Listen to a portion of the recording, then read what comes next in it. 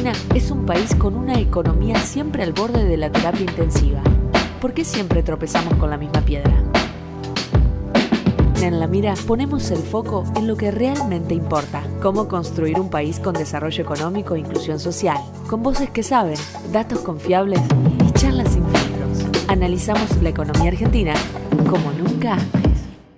Hola, ¿cómo están? Una nueva edición de En La Mira, un podcast 100% producción de Demos, Centro Cultural y de Estudios. Y hoy, en este tercer podcast del año, vamos a jugar un poco con la historia, vamos a jugar con la salida colectiva, que tanto está hoy planteada por la televisión o por las plataformas de streaming. Nacho, ¿cómo estás vos? ¿Qué tal, Mariano? Buen día. ¿Cómo andás? Contento de estar de vuelta En un nuevo podcast. un nuevo podcast y bueno, para hablar un poco de historia, para hablar un poco de divulgación, de comunicación, que son temas que a mí me gustan mucho y tenemos, creo que, el invitado ideal, ¿no? Yo creo que tenemos el invitado ideal para ir a la historia, para conocer a los federalistas del litoral, de alguna manera como le hemos puesto al nombre de este podcast, para recuperar esa historia, esos valientes, esos hombres y mujeres que forjaron no solo estas tierras, la Argentina, sino la idea del federalismo.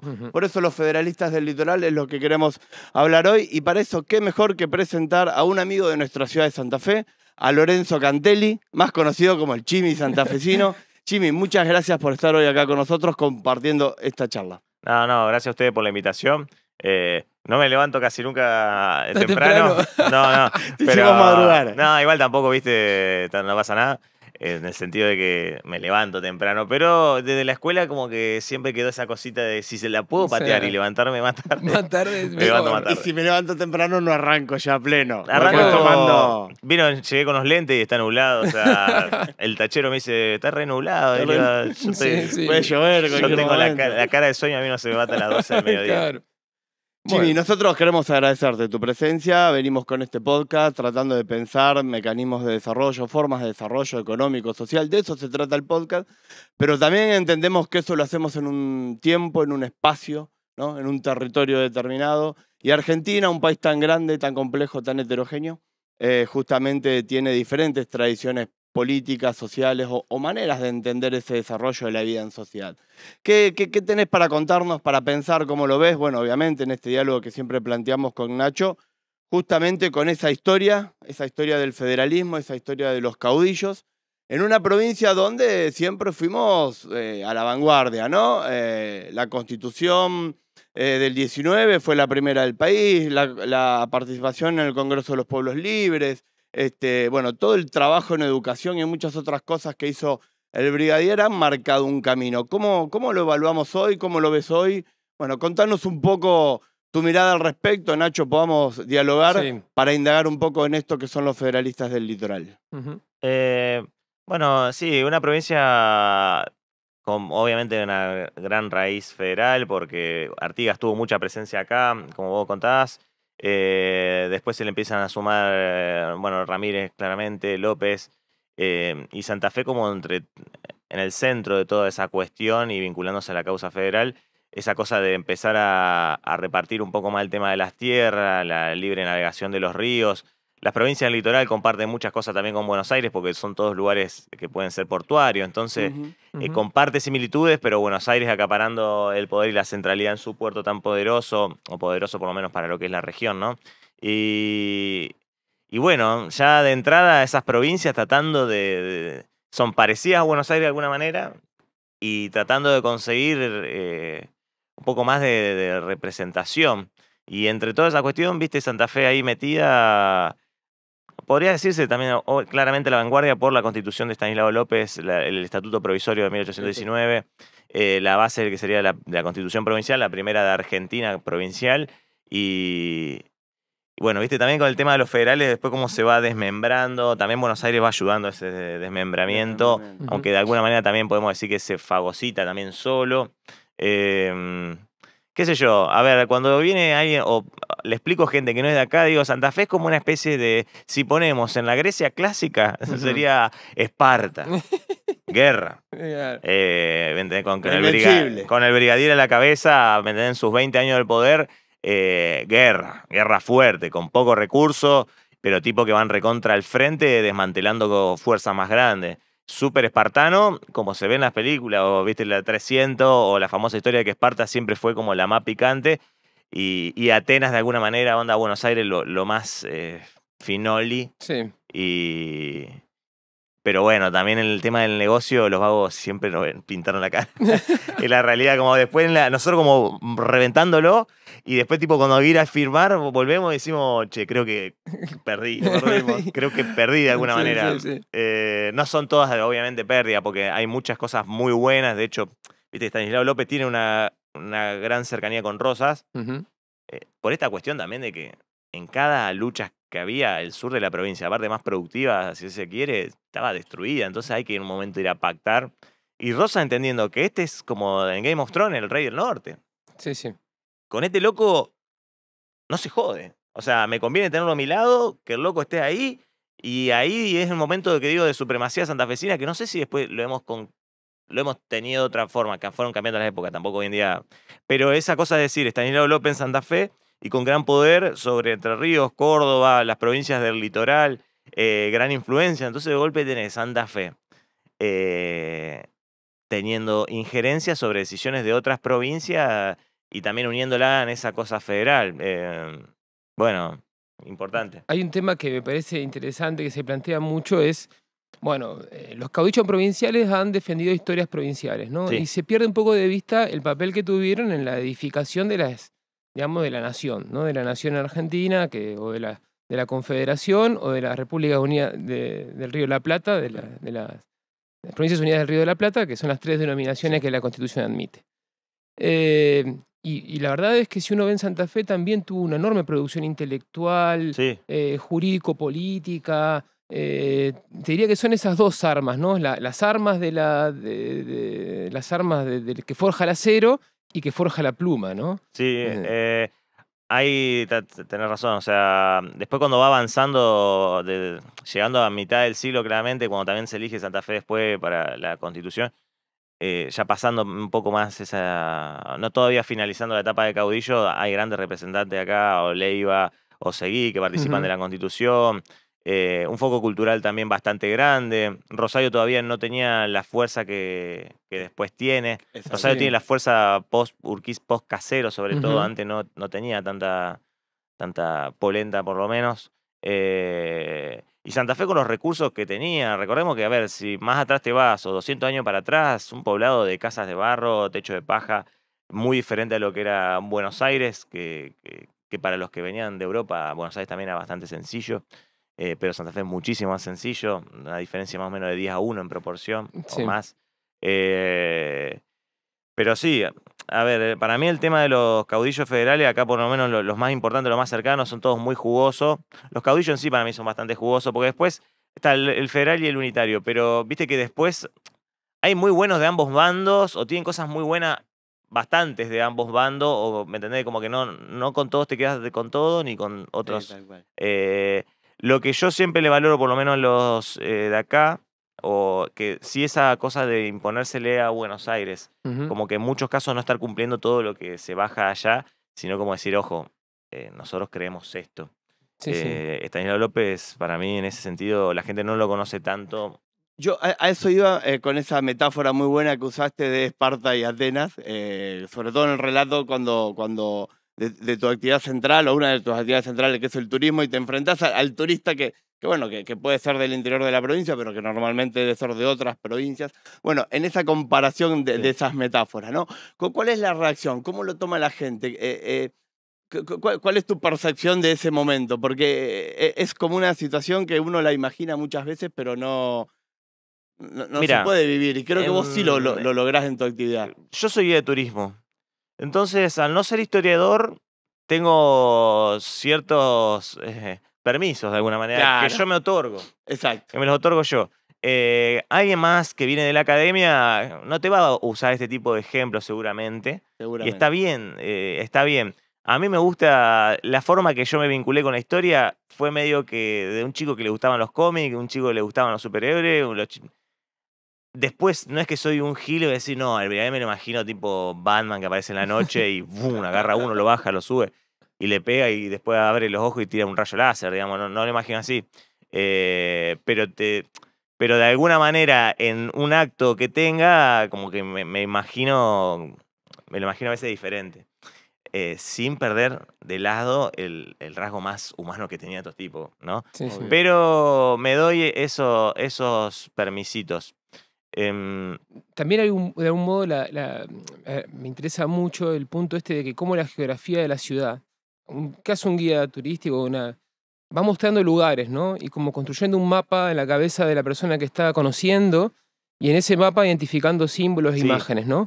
Y ahí contando una historia que vuelve a ese mapa del presente y a un mapa del pasado, ¿no? Todo el tiempo vas construyendo eso. Y creo que en Santa Fe hay algunos hitos, ¿no? Que son interesantísimos, ¿no? Los 3 monumentos, por ejemplo, ¿no? Juan de Garay, General López y Artigas, que Sí. marcan como un corredor de la Santa Fe histórica, Sí. vieja, ¿no? Y son 3 culturas distintas, ¿no? Que van desde lo más español a lo más americano, si se quiere, ¿no? Y General López como en el medio. Sí, Ujú. está buena esa observación. Y casi más o menos en el medio, casi te diría geográfico. Geográfico, A sí. ver, entre las dos ideas, la gente... Está muy nombrado Estanislao López, pero no sale de un gusto de helado, no sale de un premio que te dan en una empresa, no sale de una calle, una avenida, una casa, un estadio de fútbol o un monumento. Sí. Esa cosa como que lo tenés ahí, lo nombrás, pero en realidad hay muchos, No sobre todo sabés los más muy chicos, bien. capaz que le decís Garay y Estanislao López y no sé si saben que hay como, Claro. ¿me entendés? 300 años por ahí de diferencia De entre uno u diferencia, otro. sí. Aproximadamente, ¿no? Tiré por tirar, Ujú. pero por ahí. Y sí, más o menos son... Pero sí, Ujú. ponele. Y como que desmenuzarlo está un poco bueno. A mí me gusta contar todas esas cosas de cuando lo veo, decir en un resumen por qué fue importante, porque no tenés tanto tiempo, ni un colectivo escapotable. Entonces, ¿cómo decir? Bueno, fue porque hizo el estatuto provisorio, base de la primera constitución provincial de Argentina. O sea, estuvo en todos los pactos preexistentes. Ujú. En el San Nicolás, el primero que se hace, Ujú. que está Belgrano también por lo menos presente o participa. Tratado del Pilar, que es Ujú. el que hacen junto una vez que vencen las fuerzas del directorio, junto con Ramírez, cuando vencen a Rondó las fuerzas del directorio, lo disuelven. Tratado del Pilar, que ahí Artigas se siente abandonado en su lucha con el Brasil, por Brasil. eso Artigas sobre todo se enoja más que nada con Con Ramírez, Ramírez. que es su subordinado derecho. Yo leí las cartas, tengo un libro de cartas de Artigas, donde él le dice, Estanislao López en otro momento hizo algo parecido y vos te re enojaste y te le recontra plantaste sin tener la potestad de plantártele de esa manera. Claro, O sea que vos ahora seguro sabés el error que cometiste claro. y lo cita a enfrentarse. Y bueno, Ramírez le termina ganando, Artigas una persona bárbara con excelentes ideas, pero que después en la batalla no la puede llevar adelante nunca. Claro. Siempre pierde de alguna manera. Son muy buenas las ideas, pero después por la fuerza no las puede nunca como imponer. Y también a lo Güemes, luchando contra Buenos Aires y contra el Brasil. Sí, Muy sí. difícil la que le toca. Güemes la aguanta hasta que lo matan y Artigas termina siendo exiliado en Paraguay y si Ramírez lo puede enganchar, lo mata también. Pero bueno, volviendo al tema de los tratados del Pilar, después Venegas. Firma Venegas, Estanislao López con Buenos Aires por esos conflictos internos entre cada vez que pasan o se enfrenta el litoral contra Buenos Aires contra el litoral, pasan por Santa Fe, lo arrasan, lo revientan. Se enfrenta de nuevo contra la fuerza de Dorrego, que el combate es tan sangriento de Gamonal que Estanislao López con la manito le hace así, es una manito que se ve en su monumento, le dice, chicos, basta porque si siguen avanzando los pasamos por arriba y no es la idea, claramente, Sí, sí. de matar por matar. Entonces firman el Tratado de Venegas, aparece Rosas, le dice, loco, se da cuenta Rosas, momento importante, que se comete de alguna manera una injusticia y que hay que tratar con Santa Fe. 25.000 cabezas de ganado, firman, ponen el gancho, se enoja Ramírez, se enfrenta con López Ramírez, termina muriendo Ramírez, se le corta la cabeza.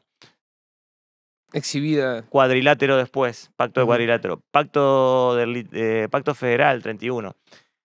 Entonces, Estanislao López, con sus, ponele errores, sus victorias, sus muertes o lo que sea, es un tipo que te lo meten siempre como un gaucho bruto, pero estuvo en todos los pactos preexistentes que se toman después en cuenta para la Constitución Nacional. Es uno de los pilares de la construcción de la Argentina, digamos, evidentemente. Pero no está así asimilado Sí, en sí. el resto. O sea, todos estos pactos... Además tenemos asimilado personajes muy menores en relación a... Pero que claro, hay en Buenos Aires, en Cava, no hay una calle con el nombre de este tipo, también porque fue uno de los pocos que a todos los que entran acá los revienta uno por uno. Sí, Es sí. como las Termópilas, Gamonal, las Termópilas santafesinas, Ujú. la de que le hace a Dorrego, le gana a Lavalle, le gana a Díaz Vélez, Viamonte, Balcarce, al General Paz también, que viene de Córdoba, le hace una jugarreta tipo de los simuladores. Sí, sí, Le manda unos sí. tipos vestidos con el uniforme del General Paz. Entonces el General Paz está haciendo relevamiento.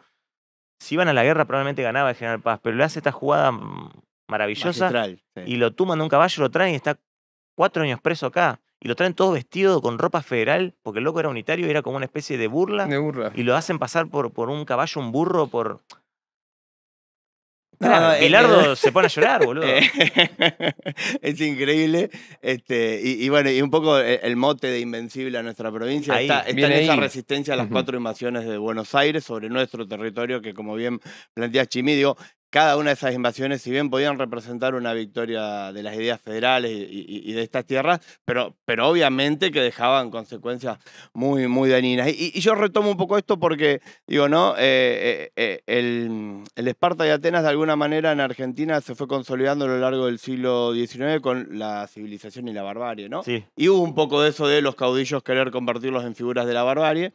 Y justamente creo que lo que se escondió, lo que se tapó, es esto que planteaba Nacho recién o que retomabas, que yo mencionaba al principio y que vos bien describías. Digo, bueno, fue esta provincia la que participó del Congreso de los Pueblos Libres, donde había cosas como la abolición de la esclavitud. Sí. Fue esta provincia la que declara la autonomía, una de las primeras en hacerlo, la primera en contar el estatuto provisorio. Fue el brigadier, y esto lo retomo, Chimi, porque es algo que vos ayudaste muchísimo, contribuiste muchísimo a divulgar, el que en 1833 le escribió las 2 cartas que se exhiben en el Museo del Brigadier, donde era su casa, a las autoridades de ese momento de lo que eran las repúblicas, perdón, las Provincias Unidas del Sur, del Río de la Plata, por la invasión de los ingleses a Malvinas en 1833. Mira. Vaya si no ha hecho aporte el brigadier a la historia de la Constitución de la República Argentina, del federalismo, bueno, en definitiva de la nación que hoy somos, No, con sí. lo bueno y con lo malo. Sí, yo agregaría una cosita más, digamos, la ilustración porteña es una ilustración muy influida por Gran Bretaña y Francia, ¿no? Sí. Digamos, el brigadier López con el estatuto provisional tiene un hecho constitucional que se inscribe en ese constitucionalismo hispanoamericano de principios del siglo XIX que proyecta una ilustración americana, que tiene otro horizonte, que Sí. conecta con los Estados Unidos, con las 13 colonias, donde quizás probablemente digamos, la figura más importante es Artigas, pero que se refleja en todo en ese mundo del litoral, que los federalistas del litoral captaron muy bien, y evidentemente el Estanislao López articula eso con Buenos Aires, ¿no? Sí. Yo no sé después a qué se debe. Está bien que Argentina mucho tiempo entre la generación del 80, 1880 en adelante, una Argentina muy europeizada, proceso de blanqueamiento, decía un profesor de folclore que tenía en turismo, de blanqueamiento de la cultura, como también pasó con los afro acá, que Sí. de golpe no había afro y el 30% en 1700 y principio del 800 era afro, ¿me entendés? O se dividía entre pardos y negros. Pero te quiero decir que, y está invisibilizado eso, ¿no? De hecho, acá tenemos ahora la casa afro-indoamericana. Pero sí, mucho tiene que ver, viste, como te digo, de ese proceso de blanqueamiento de la cultura, de que los caudillos quedan como una especie de malas palabras, que eran todos brutos. Cuando vos empezás a ver, la mayoría de los caudillos venían de situaciones de familia acomodadas, Ujú. diferente que Estanislao López. Esto es un punto para el Sí, sí. tipo. Sí. Un hijo extramatrimonial. En Ujú. esa época, También ahí yo creo que gana mucho. El que no lo tengan tanto en cuenta en muchos aspectos es también un poco esto. Es un hijo extramatrimonial, es un hijo que el padre lo reconoce, pero no se le puede poner el apellido del padre porque la madre lo tiene con un soldado de milicias por fuera de su matrimonio, que era con un señor Piedrabuena. Entonces. Y es el único que no viene de una familia adinerada. El resto, todos vienen de una familia adinerada de sus lugares. Quiroga venía de una familia adinerada de La Rioja, que La Rioja era un páramo de alguna manera. Sí, sí. O sea, no es lo mismo decir una familia adinerada de acá o de Rosario en ese momento no tanto, pero o de Buenos Aires, o Buenos los Aires. pueblos del litoral tenían una economía más Sí, armada o que el Salta. oeste. Salta también. Güemes, pienso, el Güemes. padre de Güemes era un tipo que manejaba la Ujú. economía real, digamos. Bueno. para mí eso, que no sea, que sea un hijo extramatrimonial, que no venga de familia de apellido, Le da un linaje. le da una especie de linaje que después no lo terminan reconociendo tanto sus pares y que no tenga una calle en Cava. Hace no tanto fui a Cava, había monumentos de todos, en un momento que se los regalan las provincias y yo dije, estaría bueno. Ahora no sé, no sé si Bueno, es el pero momento que lo hay que quieran ser agarrar, consciente pero que en la geopolítica del continente, todo el espacio del litoral, incluyendo las misiones jesuíticas como uno de los enclaves principales, fueron un objetivo a batir. siempre. Claro, Siempre. bueno, yo iba un poco a ese planteo. Y se ¿no? concluyó finalmente en un largo proceso que arranca con la expulsión de los jesuitas y termina con la guerra del Paraguay. Y que tiene tanto al Imperio del Brasil como al Puerto de Buenos Aires como sus dos grandes enemigos. Y tanto Artigas como López, Ramírez y todos los líderes federalistas del litoral han sido totalmente eliminados, ¿no? Completamente eliminados de la historia, de la geografía, etc. Sí. Y es lo que de algún modo es lo que también nosotros queremos siempre traer a colación. Porque pensamos que hay un pensamiento propio que conecta con la tradición americana, que es una cuestión también geopolítica de la Argentina del presente y de la Sudamérica del presente, incluso te digo más, de la América actual, Sí, digamos, ¿no? Entonces, y la ciudad de Santa Fe además es un excelente palincesto de todo eso, porque tiene los 500 años de historias de Garay en adelante, se suma después el federalismo americano del comienzo del siglo XIX y después las colonias agrícolas de la segunda mitad. Bueno, es todo junto, ¿no? Todo junto. Yo no sé si encontrás algo así en el país, digamos. no, es bastante rica en ese sentido la provincia y está bueno que lo nombres y lo diga porque por ahí no, en realidad no somos tan conscientes De esa historia, ¿no? No, de todo ese proceso de que realmente ha vivido todos los años, todos los 451 en adelante que tenemos. Sí, como vos dijiste, todo un poco, todo, tanto la parte lo prehispánico, lo hispánico, el proceso de independencia. Aparte, Santa Fe siempre como un enclave de todo lo que es el armado nacional y su simbología a flor de piel. Sí, sí, Porque sí. en estas tierras, por un poema que escribe Martín del Barco Centenera, por la Fundación de Santa Fe, utiliza por primera vez el gentilicio Término. argentino. Ujú. En Rosario creo que si hubiese pasado, o en Córdoba, lo hubiesen trabajado mucho más. En Córdoba. Acá nos llamó por primera vez argentino. Pasó en Santa Fe la Vieja y está ahí. No era común que a la gente de un lugar se lo nombre argentino. Loco utiliza para, en vez de decir platense o río platense, utiliza el argentum plata y le pone argentino para que quede más lindo, más poético en su poema. Sí, sí, sí. Y pone, acá los argentinos mozos probaron su fuerza. Y no era común que a la gente de un lugar se la llame así. O sea, listo, el gentilicio. En Rosario, la bandera. Santa Fe es la primera ciudad urbanizada del Río de la Plata, la ciudad puerto más antigua que hoy en día tiene Argentina.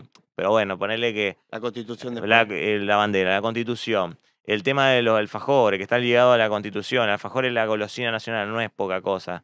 O sea,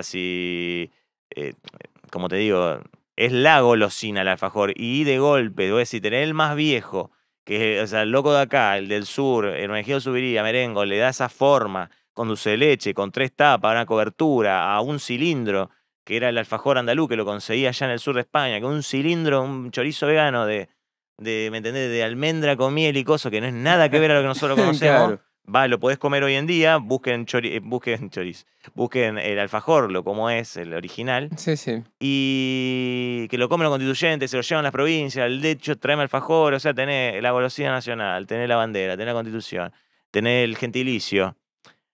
Y la cantidad de cosas que el primer casamiento civil de Argentina se dan Esperanza por unos evangélicos, unos cristianos en medio de la plaza.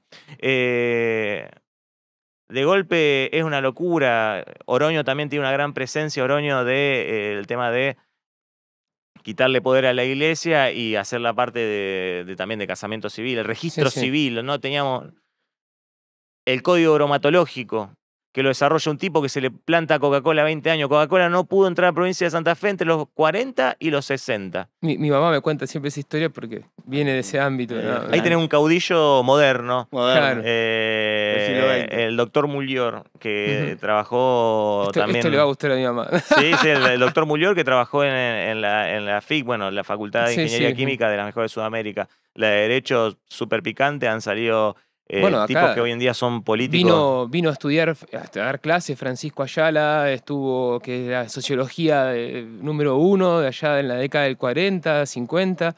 El astrólogo el astrólogo criollo, el primer astrólogo criollo, que es Buenaventura Suárez, que estuvo vinculado a los jesuitas. Está el observatorio arriba en el Colegio Inmaculada, que lleva su nombre, un tipo que no estuvo tanto tiempo en Santa Fe, descendiente de Juan de Garay, y se fue al noreste, y ahí desarrolló con cañas y cuarzo empezar a ver la luna. Con un pedazo de cuarzo y una caña. ¿Cómo haces, digamos? Y ver la luna y los movimientos lunares. Hizo un lunario de un siglo, mostró todos los movimientos de la luna. Iba a decir, loco, ¿en Córdoba cuánto? Dale, bueno, claro, me iba riendo mientras los escuchaba porque me quedo pensando un poco en eso. Digo, ¿cuánto habrían los cordobeses con parte de nuestra historia? Con el máximo de los respetos a los hermanos cordobeses. Todo bien. Pero en el sentido de, che, ¿cómo somos más inteligentes en valorar, en mostrar, en contar nuestra historia? Y ahí retomo un poco una idea que nosotros trabajamos mucho, Chimi, de lo que entendemos por el federalismo, ¿no? A veces, y quienes con Nacho llevamos adelante este podcast, sobre todo que nace a partir de la economía, que hoy lo estamos ampliando claramente, pero que tiene su puntapié inicial en lo económico. Bueno, parece que el federalismo justamente se agota muchas veces en discutir una distribución de recursos, de plata, ¿no? Si va mucho, viene poco o qué corresponde. Y es válido y es razonable y estamos de acuerdo con eso. Ahora, lo que nosotros decimos, y esta charla que estamos teniendo demuestra mucho, indica en mucho, cuánto el federalismo también tiene que ver con el reconocimiento. Y la Argentina es un país tan grande, tan heterogéneo, con identidades culturales, históricas, territoriales, económicas, tan distintas, que a veces sentimos que es necesario dar esa pelea también, la del reconocimiento, y el reconocimiento en definitiva también dónde se juega o dónde se plasma, cuando uno puede ser parte de las decisiones que hacen a la vida en la Argentina, en sociedad, en comunidad, ¿no? Sí. Yo creo que hay un tema, Santa Fe fue uno de los garantes de la Unión Nacional. Porque combatió, pero mantuvo la unión. Pero mantuvo la unión. Y yo creo que se lo escuché a una historiadora local en algún momento que citaba a Rosas, y nunca pude encontrar, digamos, la fuente, que decía que Santa Fe, según Rosas, era la columna vertebral del orden geopolítico argentino, ¿no? Sí, bueno, y Estanislao López, si no fuera por él, todo eso no hubiese pasado. Ahí lo ves en los pactos, por eso también se rompe la de que solo va a la guerra y solo mata. No es tan así. Es al revés, es Buenos Aires la que de algún modo siempre tuvo la tentación de decir, bueno, me voy y hago la mía. De hecho, cuando hicimos una constitución, digamos, que se hizo una constitución política, la de Alberdi, y la económica, que se firmaron acá, digamos, en Santa Fe, que fue la de Fragueiro, ¿no? Y Buenos Aires se va de hecho, se conforma la Confederación Argentina con capital en Paraná y el Estado de Buenos Aires, ¿no? Claro. Así tuvimos 10, 11 años. Sí, a veces que yo me pongo a pensar y digo, sí, qué lástima, digo. Qué lástima, Buenos Aires. Vos después vas y a veces los entendés a los flacos, vienen una burbuja, vos vas y la veis. Es hermosa ciudad, sinceramente. Gran ciudad, digamos. No, zarpada, raja la tierra. Conozco todo Sudamérica o Latinoamérica, gran parte, y no hay ninguna igual, ninguna. Pero qué lástima, claro, como queriendo ser el dueño de alguna manera de todo, pero aborreciendo todo eso y al mismo tiempo queriendo achicar. Digo, ¿por qué de última no se hubiesen vuelto una especie de Suiza de la Confederación? Y es más, le hubiesen ganado, porque no hubiesen tenido ni manifestación en plaza, y hubiesen tenido, digamos, capaz que una especie de Uruguay, satélite de ahí, capaz que todos iban a lavar la plata allá, no sé, te digo, pero se hubiesen salvado y dejar a la Confederación de alguna manera, o decir, bueno, nadie nos dice que somos unos crotos, hacemos la nuestra.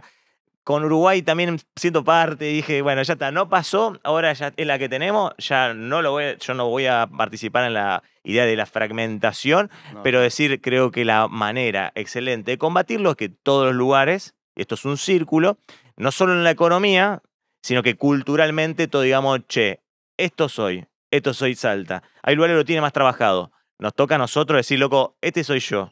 Me siento orgullo de ser quien soy como santafesino, es esto lo que tenemos y esta es nuestra forma de cuando viene, no por lo menos decir, no, acá no hay nada. En la provincia, porque no es que solo en Santa Fe, en Rafaela seguramente te van a decir lo mismo, más allá que tiene vaso, que hace la válvula de Ferrari, metal mecánica, tiene todavía cosas muy grandes, muchas se perdieron en los 90, pero sigue estando vigente. O sea, decir, loco, acá estamos, creo que la manera de contribuir hoy en día, por lo menos de un granito de arena, es la parte cultural de decir, loco, este soy yo. Y acá estoy chocho y acá, tírenla acá que lo voy a parar de pecho. Creo que estamos en un proceso de los santafesinos, por lo menos. No, además yo creo que la clave siempre es ir para arriba, es agrandar la nación, no achicarla, digamos, es la unidad nacional, la continuidad jurídica del Estado no se negocian. Y es lo que siempre hizo Santa Fe, defender la unión, incluso mirar para adelante. Yo estaba buscando el estatuto, ¿viste? Me jugó una mala pasada a internet, no lo puedo encontrar, lo venía pensando antes de ir para acá. Digamos, esa convocatoria a todos los hombres sudamericanos a ser santafesinos, eso tiene que estar en la Constitución Nacional. Legamos eso, digamos, todos los hombres del mundo que quieran habitar este suelo van a ser argentinos como todos nosotros. Acá no hay, como decía Artigas, nadie es más que nadie, ¿no? Sí. Y es así.